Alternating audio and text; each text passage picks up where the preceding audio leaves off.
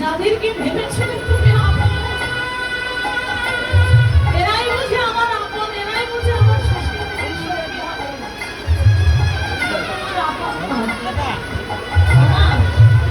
মৃত্যু হলে তো কেউ কিছু আর বুঝতে পারে না। মৃত্যু হবার পরেই একবার পরে দেখতে হবে যে আমার ছেলে, আমার মেয়ে, আমার সন্তান সন্ততি আমার যতটা ভালোবাসে। একদিন মরার ভান করে থাকবেন মা, দেখবেন আপনার ছেলে মেয়ে, আপনার আত্মীয় স্বজনের আসল গুরুত্ব করবে।